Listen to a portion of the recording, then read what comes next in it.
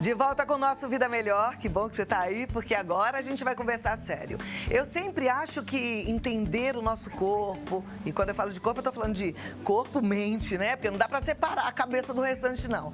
É importante. Quando a gente conhece o funcionamento do nosso corpo, do nosso organismo, a gente toma melhores decisões. Então, por isso, a gente sempre tem profissionais incríveis aqui. E hoje não é diferente. Hoje eu tenho um neuropsicólogo que vai nos ajudar a entender como é que a gente faz a transformação dos sentimentos negativos em sentimentos positivos. Isso é importante. Ele que é neuropsicólogo, consultor em gestão de estresse com certificação em resiliência por Harvard, está aqui com a gente e vai nos ajudar mais uma vez. Armando Ribeiro, olá, seja bem-vindo. É sempre um grande prazer. Eu fico muito feliz quando você vem, eu fico feliz que sempre traz novidades pra gente, né? Pois bem.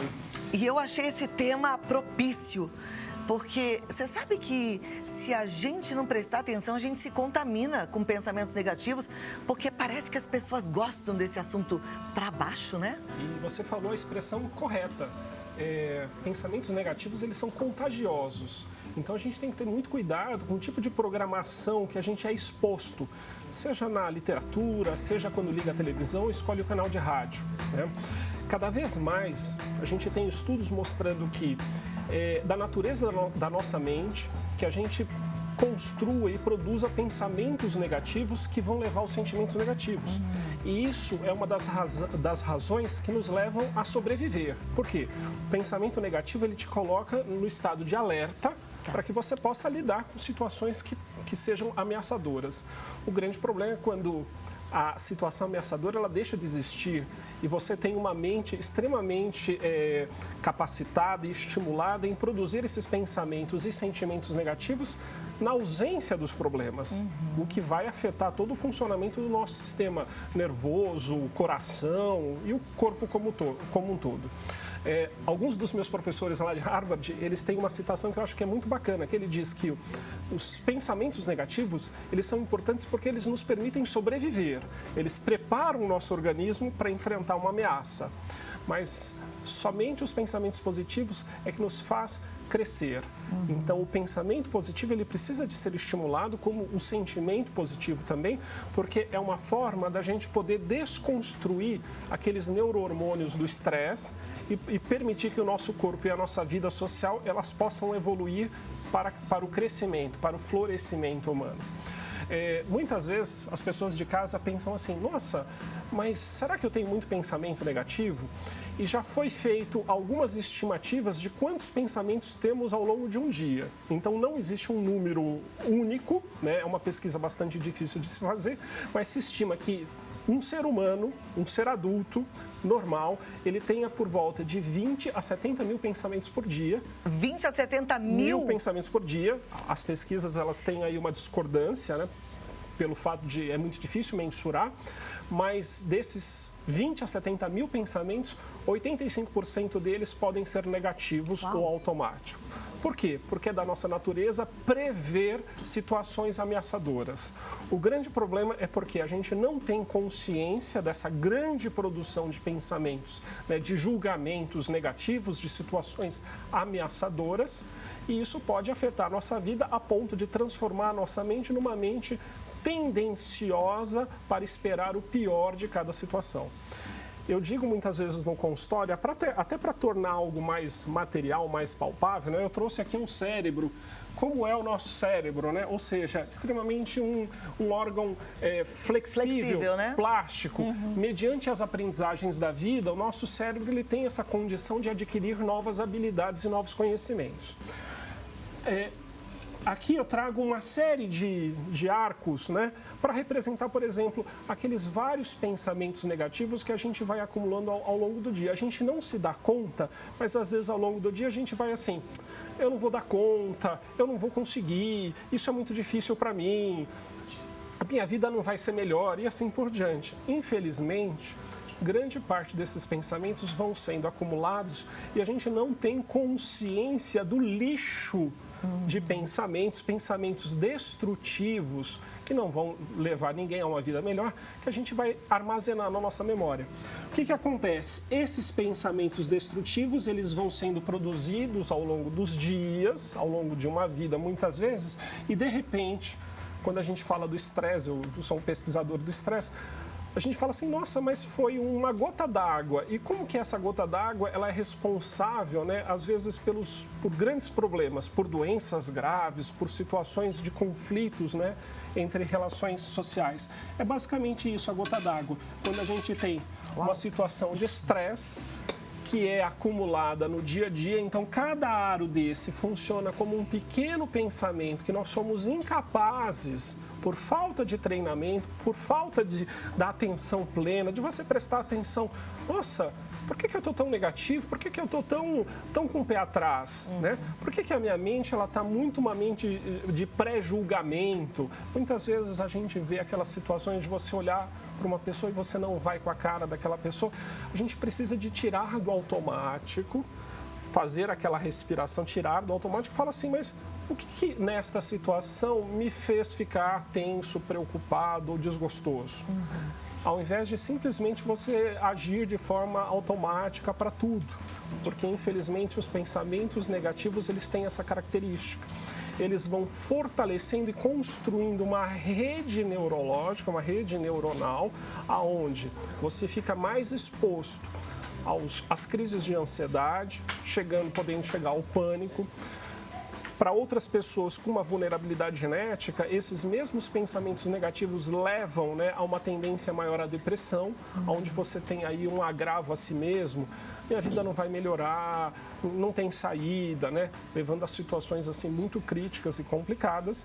E, infelizmente, como a nossa mente, corpo, ela não consegue separar o que é imaginário do que é real, toda vez que a nossa mente ela produz pensamentos negativos, nosso corpo entende que a gente está sob perigo real e produz os hormônios do estresse, como adrenalina e cortisol.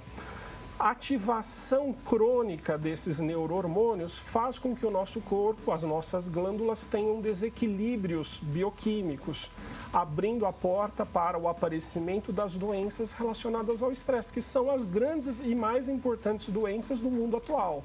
Então, embora a gente tenha sido muito eficaz em combater as antigas doenças infecto-contagiosas, né, através das campanhas de vacinação, da melhora da alimentação e da higiene, hoje a grande parte da sociedade sofre por doenças crônico-degenerativas, onde o estresse e o que está por trás do estresse, esse pensamento catastrófico, esse pensamento negativo, que leva sempre a um sentimento negativo. Se o pensamento negativo ele é automatizado, o sentimento negativo é o que vai te dar motivo, vai te dar movimento para que você construa comportamentos autodestrutivos, tá? Criando uma vida cada vez mais pesada, tensa. E muitas vezes você vai procurar ajuda no consultório médico e se trata o efeito e não a causa. Não a causa, né? Mas dá para mudar isso? Porque nem sempre a gente percebe que está tendo pensamentos negativos. Quando você falou aí da quantidade de pensamentos que a gente tem durante um dia, eu até percebi que tem vários pensamentos aqui na minha cabeça e que eu não percebo, né? Muitos que passam bem rápido e são mesmo muitos. Dá para mudar quando a gente tem muitos pensamentos negativos e tantas vezes a gente não percebe? Olha só, uma das maiores descobertas dos últimos anos na neurociência cognitiva é de que, através do treinamento da mente, então, existem formas de você treinar a mente e, infelizmente, a gente não aprende isso na escola. As nossas escolas ainda estão voltadas para o desempenho acadêmico, te ensinar a ser bom em matemática, em português, em ciências. Mas o que a gente está sabendo, né? Práticas de mindfulness, ou principalmente práticas de atenção plena, onde você volta a sua atenção para a respiração, volta a sua atenção para sensações corporais. Por exemplo, onde no meu corpo está desconfortável agora? Porque muitas vezes a pessoa ela já tem alguns sinais de desconforto, só que ela só vai se dar conta quando aquilo vira uma doença, ou vira um torcicolo, ou vira uma enxaqueca, ou vira uma cefaleia tensional. As práticas de atenção plena são práticas que vão te ensinar e vão fortalecer áreas do nosso cérebro capazes de tornar-se consciente de pensamentos, de sentimentos e de sensações fisiológicas, físicas. A partir desse treino mental, então, a gente não muda inicialmente. As práticas de treino mental não é para mudar, como apertar um botão. Acho que a gente vai começar a perceber, né? Adquirir consciência. Daqueles 70 mil pensamentos, você começar a tomar consciência de alguns dos pensamentos que são chave, pensamentos que são chave de histórias de vidas que nós carregamos todos, né, das nossas experiências boas e ruins, e que muitas vezes vão sendo replicados ao longo da vida. Os nossos medos infantis, os nossos medos da adolescência, eles não foram fechados e jogados fora numa gaveta qualquer da nossa experiência de vida. Então é preciso, através das práticas de atenção plena, que hoje é a última descoberta da ciência do cérebro, né? É uma forma de você retreinar a sua mente para primeiro ter consciência. E é impressionante, né? Porque a gente sempre fica querendo algo mirabolante, que vem assim, da ciência, uma descoberta mirabolante. E quando a gente fala de mindfulness ou de atenção plena, a gente pensa, mas é tão simples, né? Isso eu não preciso fazer porque isso é fácil de fazer, né? E aí não faz e adoece. O mais rico da experiência, né, dos estudos da mente humana é que muitas vezes a mente é complexa, mas para você lidar com a complexidade da mente, muitas vezes o caminho é um caminho fácil. A dificuldade é da adesão, é de que a gente realmente faça, tenha disciplina, força, né, de vontade. Muitas vezes a gente fala assim, a força de vontade, como a atenção, são músculos mentais. Músculos mentais que ainda as escolas elas treinam muito pouco. Portanto, por exemplo, a prática de atividade física para todas as idades, tanto individuais quanto coletivas, são maneiras de você, através do uso do corpo, treinar a sua força de vontade, para melhorar um arremesso, para melhorar uma postura numa prancha de surf e assim por diante. Então a gente vê que assim, o mindfulness não é só aquela postura sentada no momento da meditação, mas você pode ter momentos de atenção plena ao longo do seu dia a dia. Por exemplo, lá em Harvard é muito comum a gente ter uma lista de tarefas durante o nosso treinamento de como colocar mindfulness no aqui e agora. Por exemplo, mindfulness na minha postura. Estou conversando com você, mas eu posso ter um segundo onde eu volto para o meu corpo e percebo, eu estou confortável ou estou desconfortável? Antes de mudar, o mindfulness voltado à respiração, então não é aquela prática de 20 minutos de olhos fechados ou não, é simplesmente você prestar assim, eu estou respirando de forma confortável e necessária para o meu corpo. O mindfulness bebendo água, então muitas vezes o que a gente vê, né? Na água, nos refrigerantes, nas bebidas de forma geral, a pessoa está com sede, ela se entope de água, sem perceber que às vezes aquele sinal de sede foi sendo enviado pelo nosso cérebro ao longo de um certo tempo. A verdade, Amanda, é que a gente parece até hipnotizado, né? Quantas vezes eu saio de casa, chego na TV e falo, gente, eu cheguei e nem percebi o caminho, né? Porque a gente vem pensando em tantas outras coisas, né? E não para prestar atenção realmente no que a gente está fazendo. Existe um cartoon que é muito didático, eu uso isso nas minhas aulas aqui na Faculdade de Medicina da USP. Que é muito interessante, que mostra assim, um trabalhador no ambiente de trabalho pensando em como que ele gostaria de estar nas férias. O próximo quadrinho é assim, ele está nas férias pensando como ele estaria feliz se ele estivesse num shopping center. E aí no shopping center ele está pensando como seria divertido se ele estivesse de novo trabalhando, fazendo aquilo que ele gosta. Para mim é uma síntese do nosso momento de vida. Parece que existe, o que você chamou de hipnose, ela é muito rica essa expressão, porque estamos todos hipnotizados, vivendo vidas automatizadas, muitas vezes buscando coisas que não necessariamente fazem sentido e propósito para cada um de nós.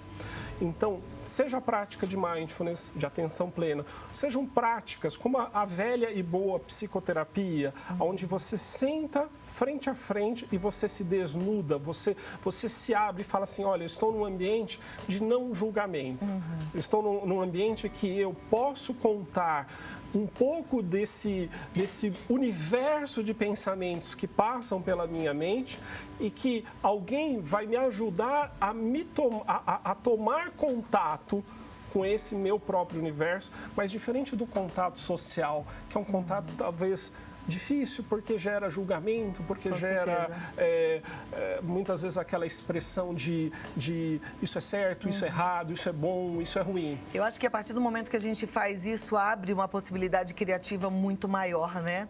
A gente vive melhor, a gente vive inteiro. Isso vale para qualquer pessoa. Eu estou pensando aqui na minha telespectadora que é dona de casa, mas aquela empresária que de repente está de férias. Tem gente que está assistindo ao programa no seu estabelecimento comercial, para as nossas artesãs, chefes de cozinha. Com a mente ocupada, a gente cria muito menos, não é verdade? Com a mente ocupada, a gente não está vivendo, a gente está principalmente de forma automatizada ou hipnotizada, reagindo às necessidades da vida. E o que hoje a gente sabe de mais importante, embora a medicina tenha avançado muito, a gente sabe que talvez o maior avanço do século XXI é que a gente use a tecnologia, mas sem perder a humanidade. E quando falamos de humanidade, hoje, né, muitas discussões na área médica sobre inteligência artificial, uso de robôs, de alta tecnologia. Existe o outro lado, que precisamos de profissionais da saúde, de médicos mais empáticos, de médicos que realmente comprem a nossa causa, sejam capazes de sentar à frente dos seus pacientes. Precisa de gente, né? Então, quanto mais tecnologia a gente desenvolve, mais... Isso é difícil de definir, mas mais de gente, mais de humanidade. Mais humanidade.